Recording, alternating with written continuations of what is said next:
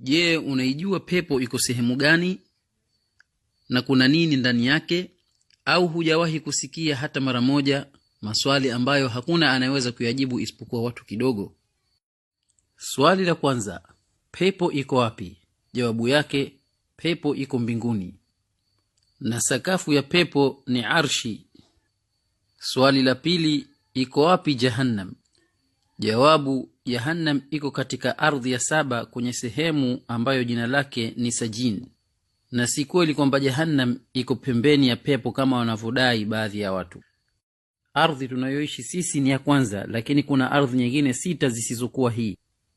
Na ardhi hizi 6 ziko chini ya ardhi ambayo sisi tunaishi juu yake.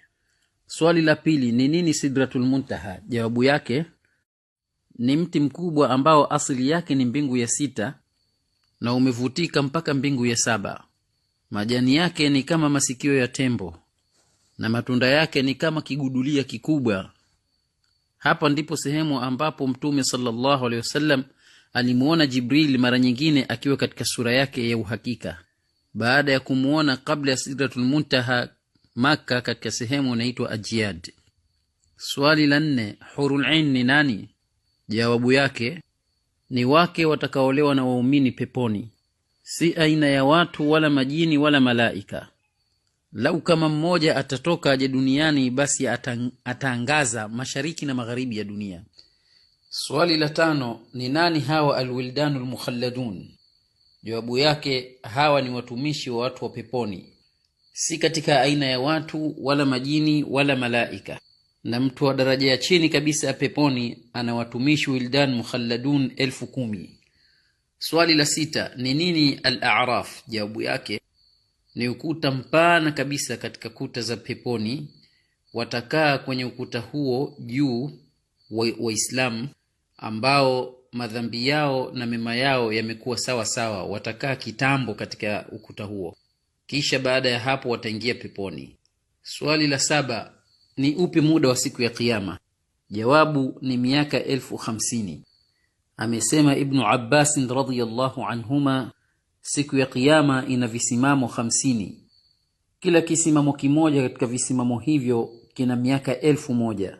Bibi Aisha alimuuliza Mtume sallallahu alaihi wasallam wakati iliposhuka aya hii, yauma tubaddalu al-ardu ghayra al-ardi was-samawat, sisi tutakuwa tuko wapi wakati huo?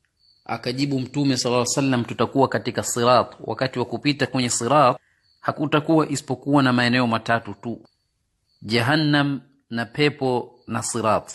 Anasema Mtume sallallahu alaihi wasallam, mtu wa mwanzo atakayevuka sirat ni mimi pamoja na umma wangu. Umma wa mwanzo utakaovuka katika sirat ni umma wa Mtume sallallahu alaihi wasallam. Siku itakapobadilishwa mbingu na ardhi, hakutakuwa isipokuwa na sehemu 2 tu, moto na pepo. Na ili uweze kufika peponi, basi ni lazima uivuke Jahannam. Litawekwa daraja juu ya Jahannam linaitwa sirat.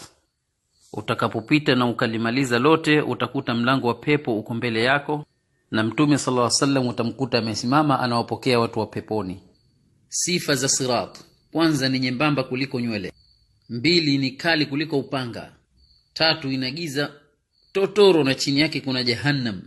Dhambi zake mtu zote atakuwa amezibeba mgongoni mwake. Ikiwa mtu ana madhambi mengi, kupita kwenye sirat itakuwa anapita taratibu, Mungu atulinde, au haraka kama umweso ikiwa hana madhambi au ni kidogo. 5, utasikia sauti za makelele ya hali ya juu kabisa, na kila ambaye atakuwa ni mtu wa motoni ataanguka katika shimo la Jahannam. Mtume sallallahu alaihi wasallam amesimama mwisho wa sirati kwenye mlango wa pepo. Akikuona unaweka mguu wako katika sirati, anakuombea huku akisema, ewe Mola msalimishe, ewe Mola msalimishe. Anawaona watu mbele yake, wako watakaoanguka, wako watakaookoka, na mtu anaweza akamuona babake na mamake, lakini vile vile hata kuwajali asiwajali. Katika kipindi hicho chote mtu kinachomhusu hasa ni nafsi yake tu basi. Imepokewa kwamba Bibi Aisha alikumbuka siku ya kiyama akalia. Mtume sallallahu alaihi wasallam akamuuliza, una nini ewe Aisha? Bibi Aisha akajibu, nimekumbuka siku ya kiyama. Je, tutawakumbuka baba zetu? Je, kipenzi atamkumbuka kipenzi mwenzake siku ya kiyama? Akajibu Mtume sallallahu alaihi wasallam, ndiyo, watakumbukana isipokuwa katika sehemu 3. wakati wa mizani, na wakati karatasi zikipeperushwa, na wakati wa kuvuka kwenye sirat. Vumilieni, kisha vumilieni mitihani ya kidunia. Fitna za dunia ni kama maji unayoona wakati wa jua kali kwenye barabara. Tupambane na nafsi zetu na tusaidiane sisi kwa sisi ili tuweze kuingia katika pepo ambayo upana wake ni mbingu na ardhi. Wala msisahau kutia nia ya kuufanya ujumbe huu kuwa ni sadaqatun jariya.